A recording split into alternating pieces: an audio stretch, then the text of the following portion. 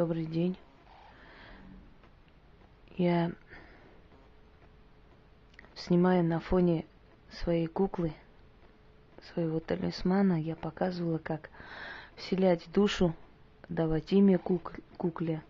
Конечно, я потом встречала это во многих местах, присвоены мои ритуалы, но не в этом суть.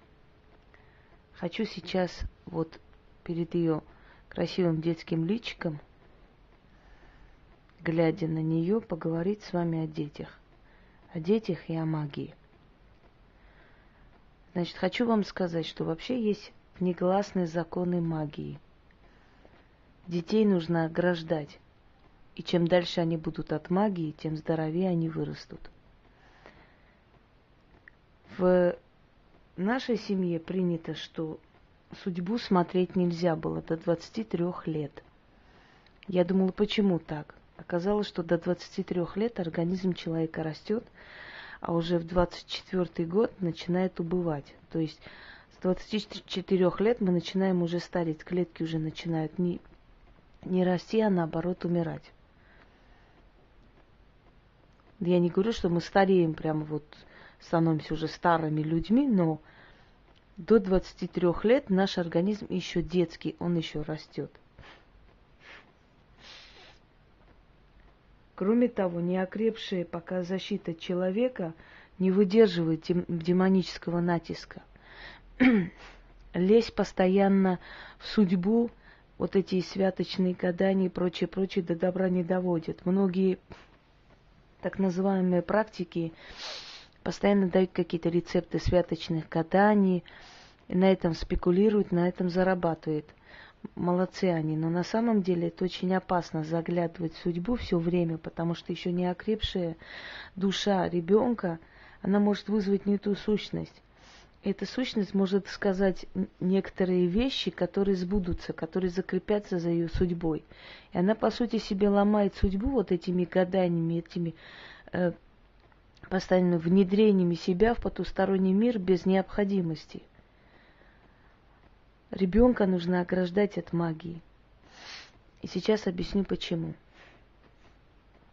К моей бабушке, когда ходили снимать с глаз страх, испуг ребенка, там, когда ребенок закатывается, когда ребенок плохо спит, чего-то боится и так далее, она просила принести не ребенка, а вещь, чепчик, там, рубашку, что-нибудь еще. Она начитывала булавкой, она начитывала ножом, она начитывала иголкой, она начитывала углем, разные способы. Потом этот уголь кидала в воду, и она там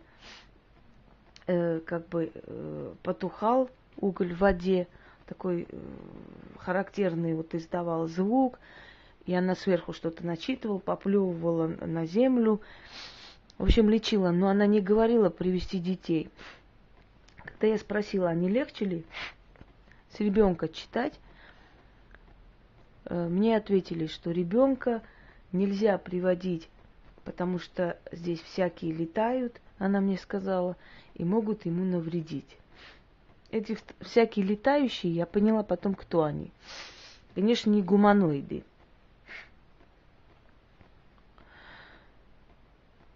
Когда привлекает ребенка в магию, это либо невежество, либо желание заработать. И то скотство.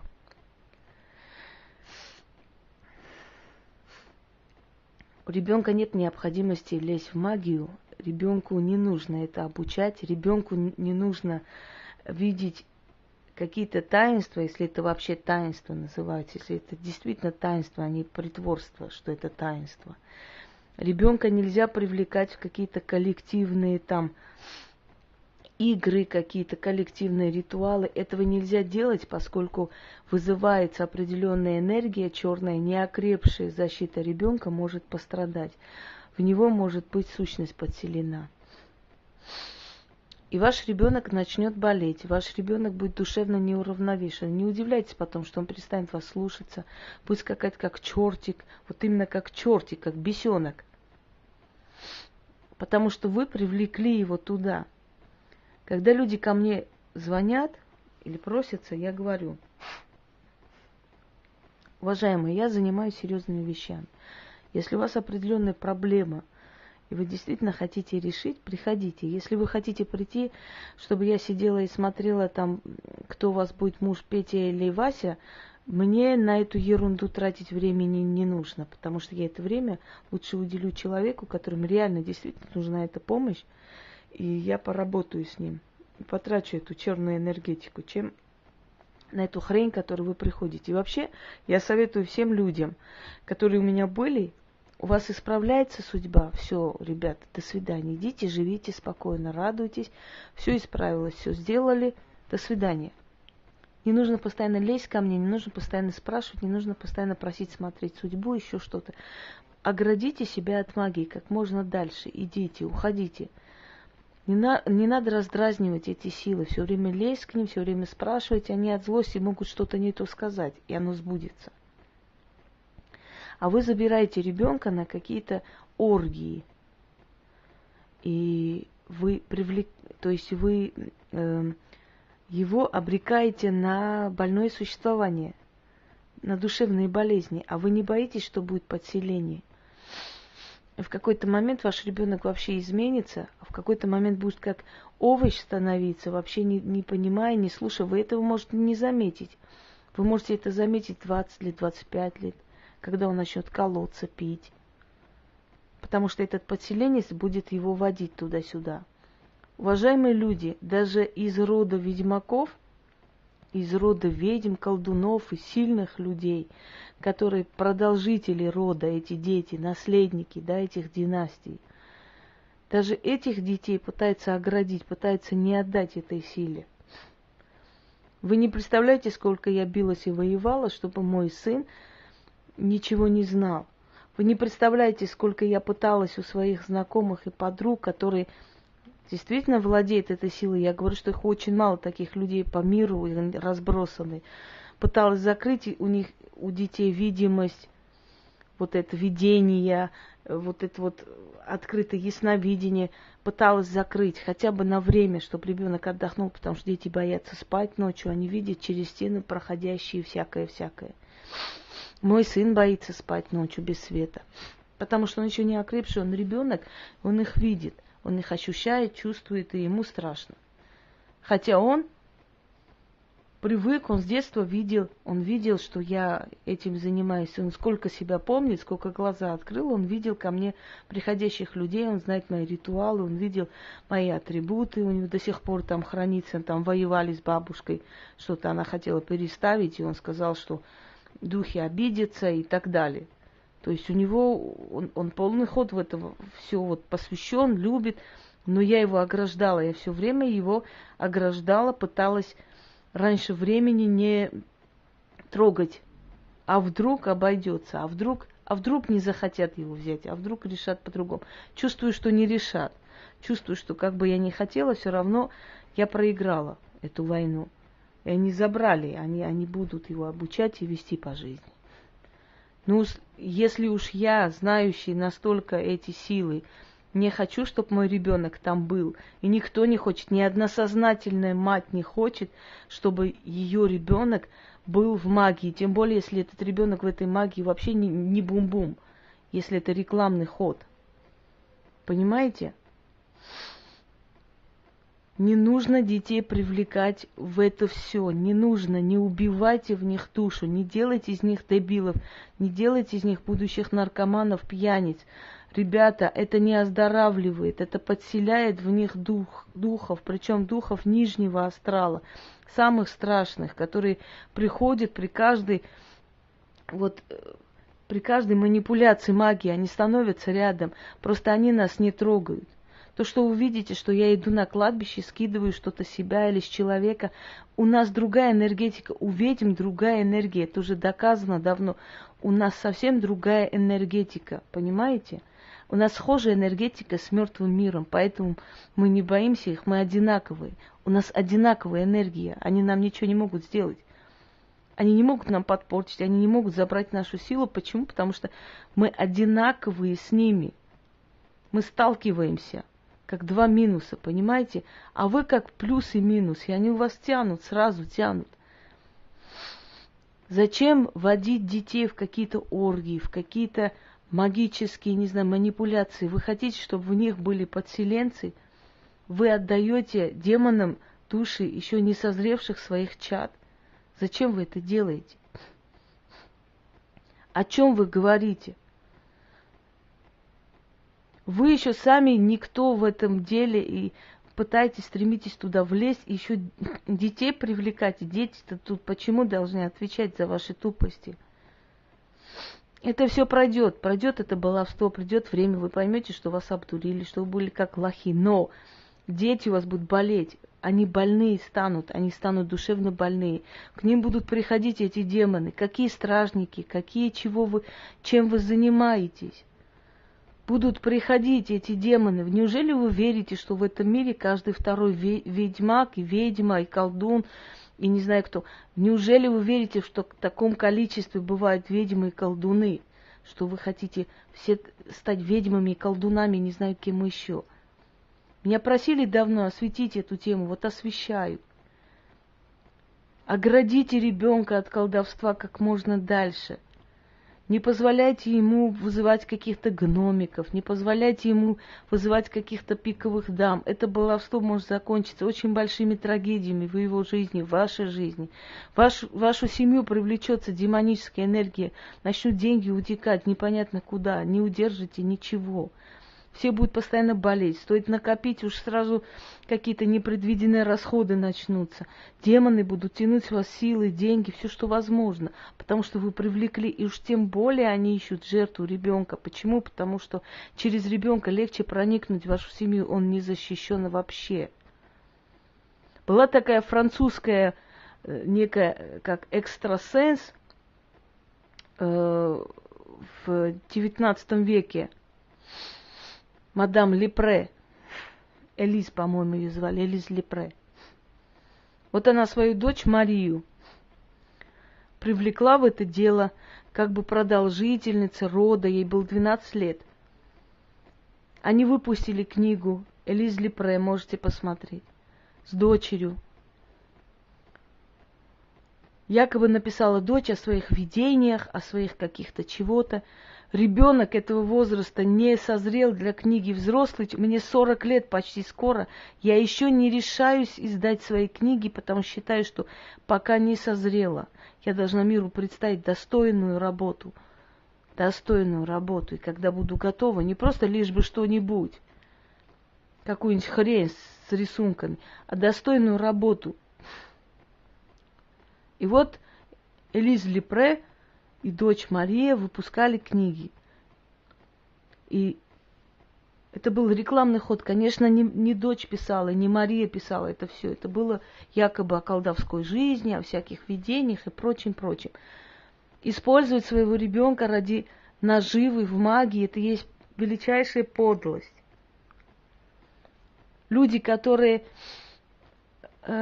отдают в спортивной школе ребенка, когда ребенку нельзя такие нагрузки, и давят и душат этого ребенка, потом подают в суд на тренера, чтобы огромные там взять себе штрафы, в общем, в денежном плане компенсации. Они используют своего ребенка, чтобы обогатиться. Была одна тварь, которая выдала замуж еще в 90-е годы свою дочь, красивую молодую девчонку, которая конкурс красоты выиграла. Они были русские из Узбекистана, показывали даже. 54 года этому мужику. Он издевался, измывался над ней. Она писала, просила мать, та никак не позволяла разводиться. В конце концов, он ее убил в гараже. И когда ее хотели отправить на родину, мать запротестовала. Нет, пусть она будет захоронена на родине своего мужа. Знаете почему? Чтобы через полгода попроситься через посольство быть ближе к гробу дочери. Она даже через гроб своего ребенка переехала в Америку, свою мечту исполнила, понимаете? Ей было пофигу, каким способом, какими путями, лишь бы дойти своей цели. Вот это одно и то же. Ни одна ведьма не хочет такой участи своему ребенку. Всеми силами просит, умоляет каждый раз. Пожалуйста, со мной сделайте что угодно, только не берите ребенка. Пусть не ребенок будет продолжителем. Потому что знают, это такая тяжкая вещь. А та, которая не имеет никакого понятия о магии, для которой это бизнес, просто бизнес на лохах, конечно, она может и ребенка, и внучку, и кого угодно привести. Так вот, Элиз Лепре, которая издавала с дочерью якобы какие-то великие трактаты, книги и прочее, это был рекламный ход одного богатого банкира, который их раскручивал. Дело закончилось плохо. Она умерла от рака, а дочь через некоторое время сошла с ума, потому что у нее были видения, ее мучили, она кричала, она в сумасшедшем доме закончила свою жизнь. Попала она туда в 28 лет в возрасте.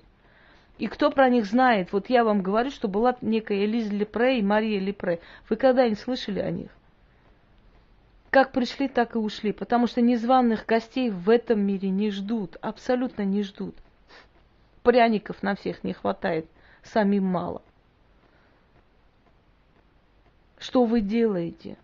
Как можно свое дитя использовать? Это гнусно. Вы со стороны посмотрите на себя и посмотрите, куда вы идете. Неокрепшая душа ребенка может пострадать очень сильно. Я понимаю, что мои слова не дойдут куда надо. Потому что человек, который может использовать своего ребенка, этому человеку похрену на мои слова. Но вы-то не будьте дебилами. Вы что делаете? Я смотрела какие-то там мероприятия, потом какие-то украинские были собрания тоже там с детьми, куда-то пошли они, богов просить. Вы о чем вообще? Возрождаете корни таким образом? А кто вам сказал, что в древние времена ребенка допускали до жрецов, до храмов? Ребенок, незрелая душа, он еще беззащитен. И вы не можете защитить. Даже я, будучи уже немало лет в этом ремесле, я в этом ремесле с малых лет, и то меня ограждали, меня никто не пускал посмотреть определенные ритуалы. Чему-то обучили. Но чтобы сказать, что то, что мне оставили в тетради, меня обучено, нет. Не пускал меня никто. Я помню, что к нам приходила женщина, у нее по-женски какие-то страдания были, она там кричала, плакала, выносили вот эти простыни с кровью, я не знаю, что они там с ней делали, как они ее там лечили. Моя бабушка была, потом мамина бабушка там была, как бы она пригласила ее помочь. Понимаете? Извиняюсь, выключу.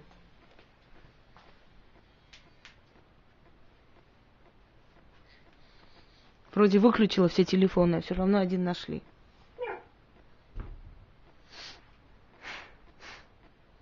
Оградите ребенка от магии, люди. Ни ваша защита, ни ваши какие-то заклинания, ни ваши заговоры не спасут его, если подселится туда демон. Если они начнут его мучить. Они перестанут вас слушаться. Годам к 25 вы получите больного ребенка, может пьяницу, может наркомана, может преступника, а может просто деградированную личность. Вы что делаете?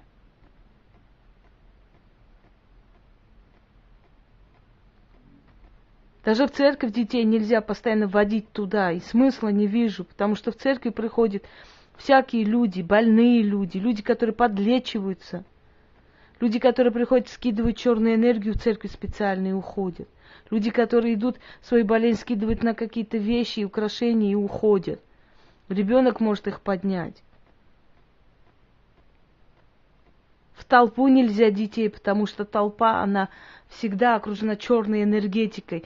Я не говорю о том, что опасности бывают в толпе. Я вообще не могу понять мамаш, которые с колясками идут вот на эти вот парады. Столько народу, они с маленьким ребенком. Вам не страшно, не жалко. И вы ведете детей туда, еще сами не зная, куда вы идете. Там, ладно, если бы там опытные были ведьмы, но даже туда нельзя. И опытные, или неопытные, или какая-то хрень там происходит, неважно. Там, где происходит даже намек на магию, на какое-то вызывание каких-то сил, детей туда водить нельзя. Детям в руки нельзя карты давать. Я недавно смотрела какую-то книгу для самых маленьких, некромантия. И там объясняется, как там мертвые, как их вызывают для самых маленьких. Уже начали ловить детей, их души. И люди, которые не жалеют своего ребенка, люди, которые используют для себя, для пиара или для просто, не знаю, там, прикрытия или считают, что их ребенок гениальный, сейчас будет великим ведьмаком, если туда вести. Это люди не совсем нормальные, у них с мозгами не то, у них действительно с головой не все в порядке, потому что ни одна сознательная мать никогда не допустит своего ребенка туда. Вы что творите, люди? Одумайтесь просто. Потом не говорите, что вас не предупреждали, потому что всегда силы предупреждают через таких людей, как я, как те люди, которые отвечают на вопросы адекватно и правильно. Магия – это адекватная вещь, магия – это реальная вещь, это не сказки, это не фэнтези. И все, кто и занимается, говорит вам еще раз – детей ограждайте, не пускайте, тем более таких маленьких с собой куда-нибудь, чего нельзя. Нельзя, подселение получите, понимаете? Испоганите им судьбу, понимаете или нет? Я свое сказала.